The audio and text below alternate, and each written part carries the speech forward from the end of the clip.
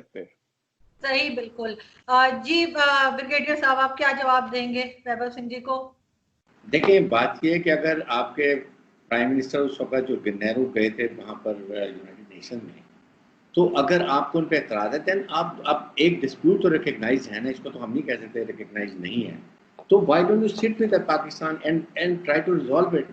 There will when you sit, और जितनी भी लड़ाई होगी आपकी, अल्टीमेटली चाहे सेकेंड वर्ल्ड वॉर है, फर्स्ट वर्ल्ड वॉर है, कोई वॉर ले लें, then you have to sit across the table and resolve the issue. हमारे अवाम चाहते हैं इकोनॉमिक प्रॉस्पेरिटी, इकोनॉमिक तरक्की, सोशल वेलफेयर बीइंग चाहिए, तो आप बैठें। दुनिया नहीं चाहती।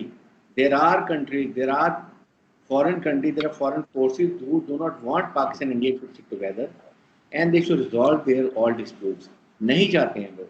Somebody using proxy India को इसी तरह चाइना पाकिस्तान की अपनी प्रॉब्लम्स हैं, तो हम तो ये कहते हैं कि बैठें, जब बैठते हैं तो मिसाइल खा लो, नहीं होगा ना मसला, आप उठ के चले जाएंगे, कोई बात नहीं, वी मेड एन एफर्ट, तो why can't we make it our effort.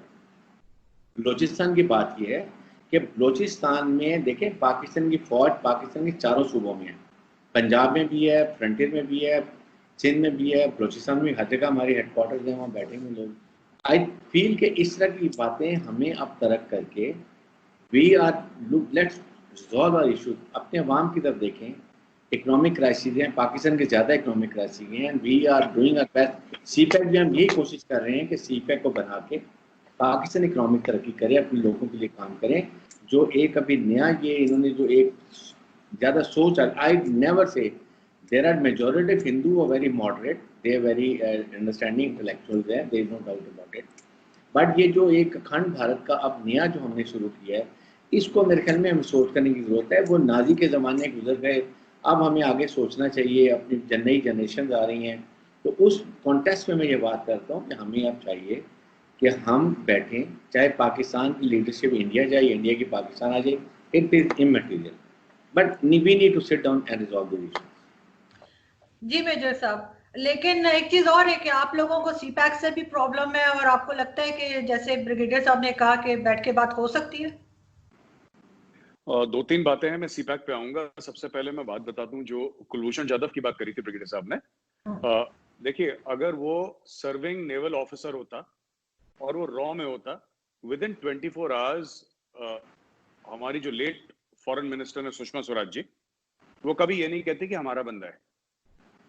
Intelligence agencies हर समय अपने ऑपरेटिव्स को डिनाई करती हैं, पहली चीज।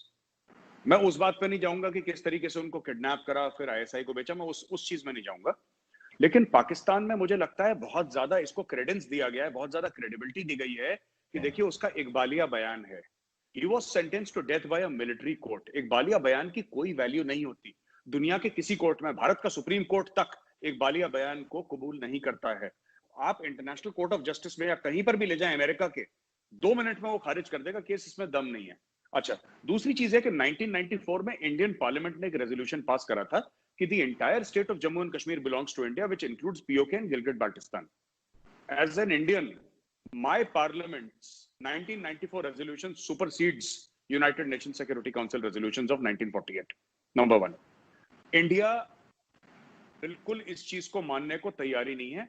तीसरी बात, ये जो हम लोग आपने बात करी सीपैक की, देखिए साहब, कई पाकिस्तानी कहते हैं, मैं बस 1 मिनट लूंगा, कई पाकिस्तानी ये कहते हैं कि साहब इंडिया बड़ा जेलस है क्योंकि सीपैक है और इतनी बड़ी ट्रेड है।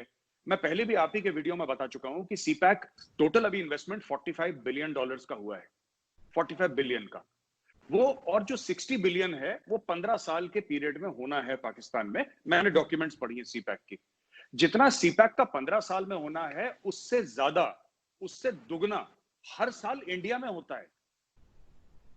इतना, उससे ज्यादा, उससे 1.5 गुना ज्यादा हमारी सिर्फ चाइना के साथ ट्रेड है। तो $60 billion for India is peanuts, मतलब ये हमारे लिए कुछ भी नहीं है। जो हमने अभी इकोनॉमिक पैकेज दिया अपने लोगों को, दैट वाज $300 बिलियन। तो कोई भी, मैं पाकिस्तानी भाई बहन जो भी हमारे सुन रहे हैं, दोस्त हमारे सुन रहे हैं, किसी को भी लगे कि $60 बिलियन बहुत बड़ा नहीं है। $60 बिलियन हर साल, करीब $70 बिलियन हर साल चाइना को हमसे बेनिफिट होता है ट्रेड में। अच्छा, दूसरी चीज ये है कि मैं अक्सर ये बात पूछता हूं, मैं चाहता हूं ब्रिगेडियर साहब इस बात का जवाब दें।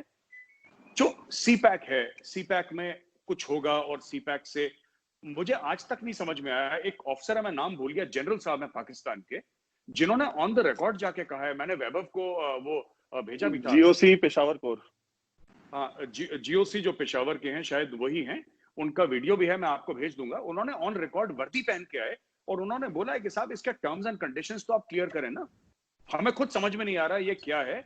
और वो वीडियो मैं आपको बताऊंगा, उन्होंने ऑन रिकॉर्ड कहा है कि ये सब जो है ये लूटमार बचा रखी है चाइनीज ने, ये क्लियर है ही नहीं, इट इज नॉट क्लियर।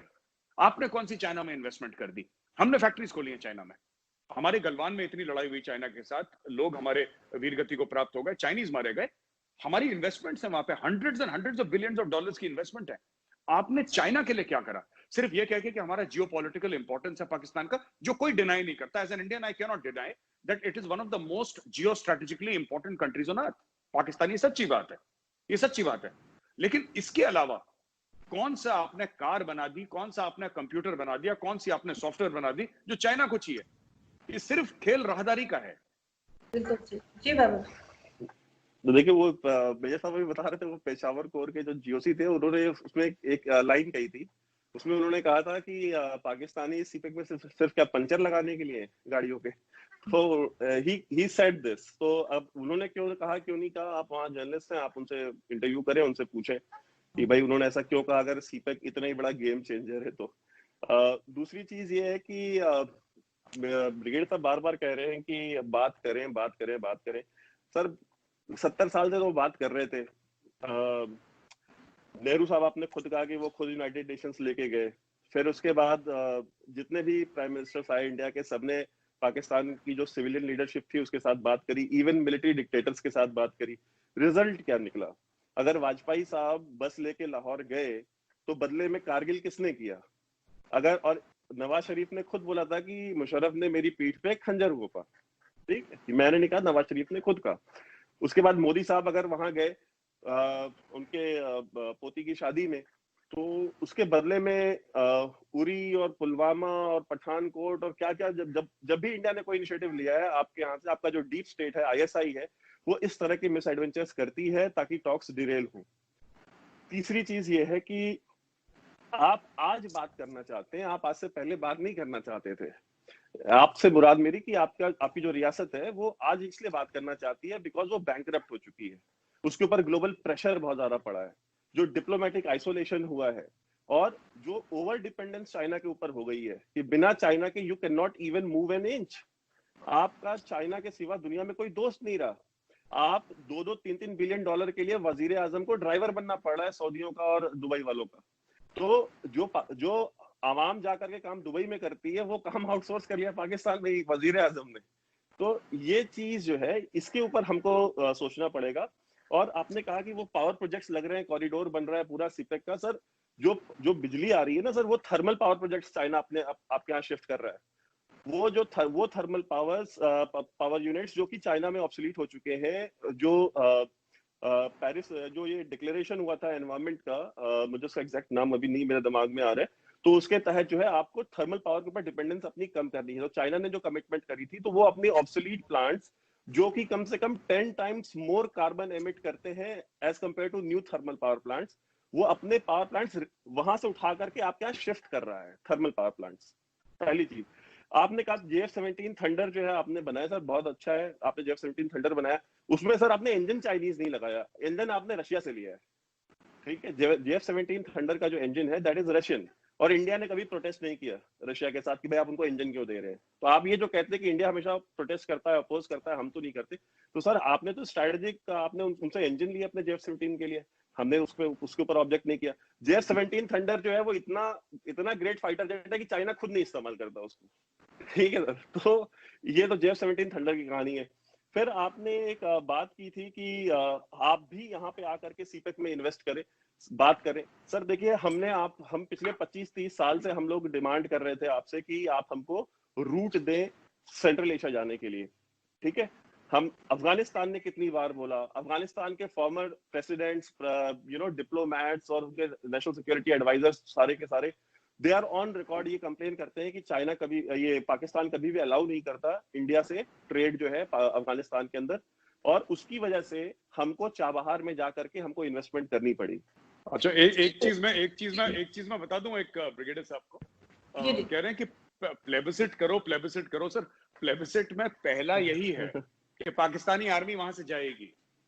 आप प्लेबिसिट करवा दें, आप यू नो व्हाट, मैं तो कह रहा हूं नहीं सर, आप अगर उसको पढ़ें, यूएन रेजोल्यूशंस जो है 1948 के, हाँ उसमें मैंने भी पढ़ा है सर, उसमें सिंपल ये कहता है कि पाकिस्तान फर्स्ट, पहली शरायत ये है उसमें, India will keep minimum force to maintain law and order, minimum force India के ना, and complete Pakistani army will go. आप तो इंडिया को एक्सपोज करें सर, आप बोलें कि सारी पाकिस्तानी आर्मी निकल गई, हम इंडिया को एक्सपोज कर रहे हैं। इंडिया, आप बोले इंडिया को कि इंडिया का मंसूबे कुछ और है, कॉन्स्पिरेसी कर रहा है, आप निकाल दें वहां पे पाकिस्तानी फौज को सर।